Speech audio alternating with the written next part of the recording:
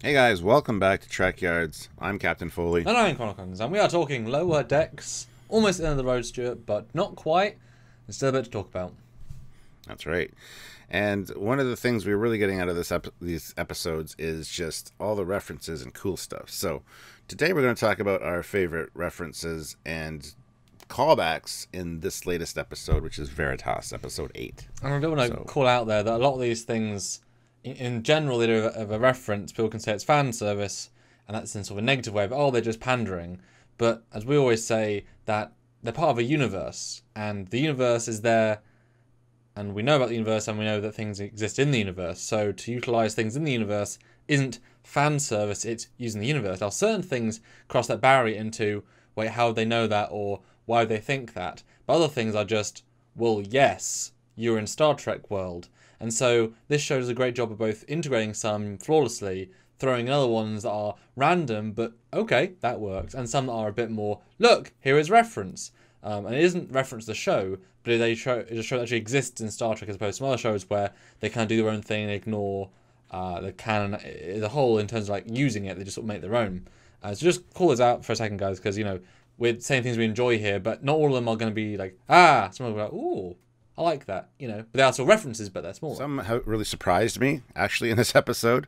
So I think we're going to go through and just list a few of our favorites. And, well, the most obvious one for me is the TOS Romulan Bird of Prey, which we've done an episode on. If you haven't watched it, go check it out. It was great seeing that, and just, you know, we saw one in Picard as well, the antique Bird of Prey, as it was called, but it was more of a refitted or like movie era kind of version. It seemed like an upgraded version of the TOS one. This was pure TOS, through and through, nothing changed, just glorious. I mean, the fact that both designs exist in the canon and was both CBS approved within a few months apart means they're not obviously the same ship, clearly, and not the same design, clearly. This is a classic one, that's a newer one. Antique is a very broad term, whereas this is an actual TOS one. Yeah, and it was slightly updated, but only to the way Interim and Dark Club updated their Connie, and it had a real part in the story. And it was. And the bridge. The bridge was, of course, updated. Different than Balance of Terror, but we've found out that Balance of Terror was a prototype Bird of Prey. So that's fine. That's fine. And this ties in the original color scheme a little bit with the new TNG aesthetic for Romulan bridges. So. And I've said to you before many times that version I couldn't reconcile that being a standard ship of the fleet. It doesn't fit the aesthetic. It doesn't fit the style. The bridge is too small. The size is weird. But, you know, and I think we talked about in our earlier review of the episode of the actual ship itself. It's like, yeah, it makes sense. It's hollowed out for the new technology, and then when they make a production version, it's different, as we've seen later, you know, episodes of remastered, etc. So this is more like a production version, which has a different framing. Of course it does. And that's okay. As a reference, it's definitely more of a, look, TOS. But the thing is, they needed a Romulan ship, or at least a cloaked ship to go through, so they think, what can we use? A Bird of Prey is one thing, but a Romulan makes a bit more sense, and it could be a newer ship or an older ship. And it's like, well, why not pick this? Yeah, when you think about the obscurity of it almost, I mean, it's one of the most well-known Romulan ships, but it was really only in one episode of Trek ever. And yet, it's the go-to for, you know, people like me that are older, that we play Starfleet battles and stuff, because there's so many ships based on that design aesthetic. So it is kind of a one-off, but at the same time, it's definitely the Romulan look. So, yeah, absolutely. Yeah, it being a museum ship is definitely fun. But it's definitely a decision. They could have obviously invented a new ship to then be sold by Igamos, you know, definitely a TMP version. I think we both would have accepted that just fine. Like, how would or a green version more like another in between would have been also cool. So it's kind of a surprise here.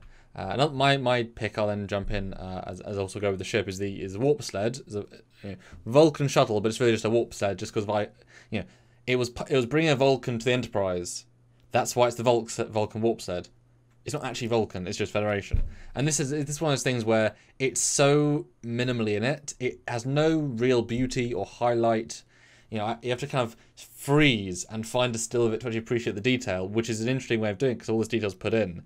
But this is one of those things where it could be anything, so they've picked a specific thing, but it's not played as a, look! It's played as a, yeah, it's a transport. We need a transport, done.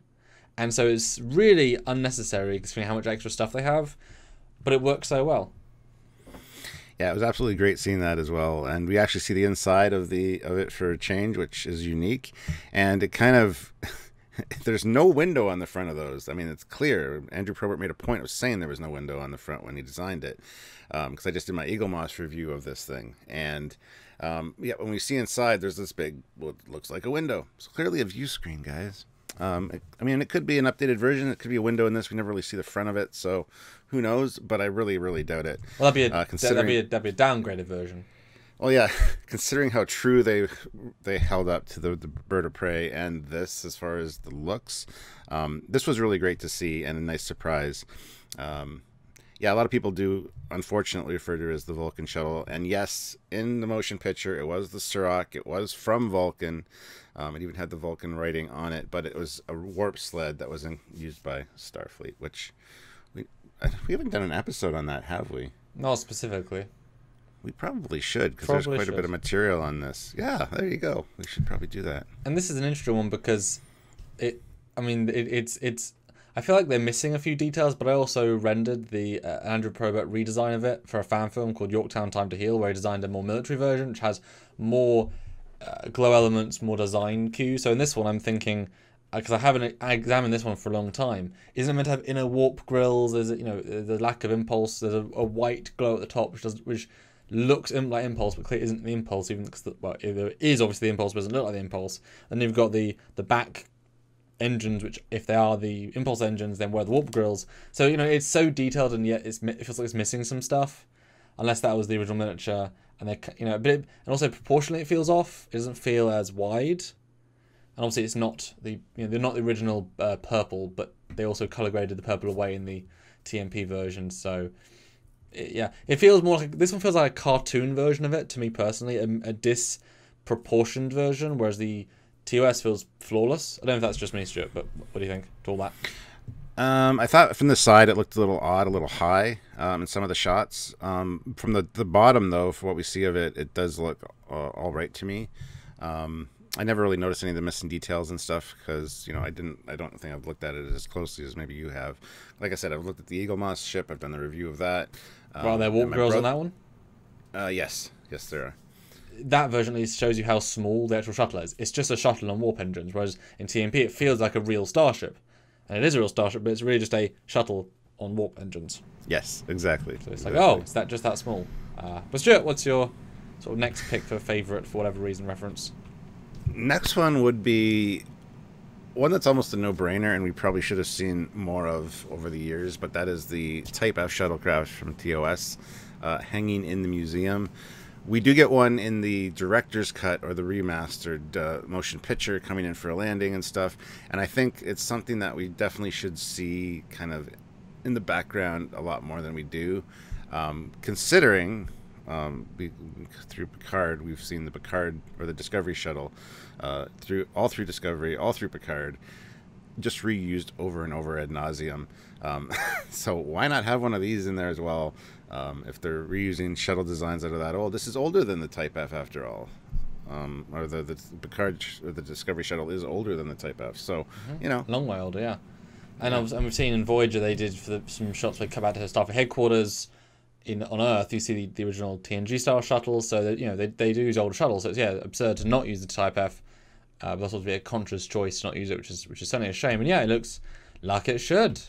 It and no proportion change. Although there is maybe a side window now. If you look at it, there's a black thing on the side because there's only 3 windows at the front. But this looks like they might have changed to have a wraparound window. Well, it's supposed to be a door, I think, because the door's on the other side. I know, but I don't know if they put one across from it just to match the other window on the other side. Yeah. And also they're missing the things to land on. But I mean, these are small things. We're just noticing. It's so good we notice what's not there.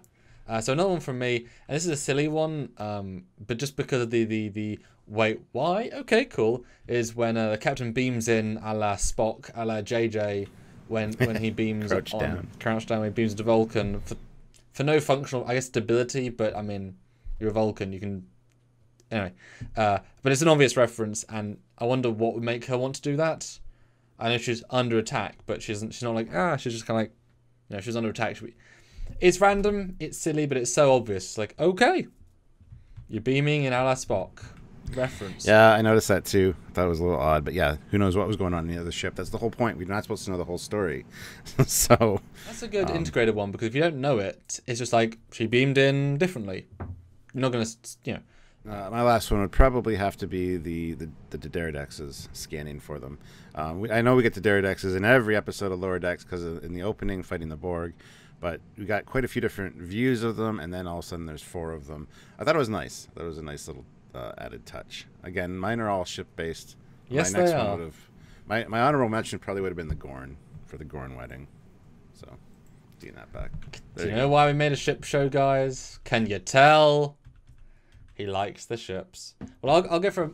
You went for a big obvious one. I'll go for a minor one then, just because again, just as I like the smallness, and it'll just be the general idea of the trial at the start. Clearly, a Star Trek 6 inspired in every single possible way, but not just that. Within that, the fact that our double dumbass, dumbass character from Red Foreman has the eye patch. Obviously, it's not actually Chang, but it's trying to be Chang, but not.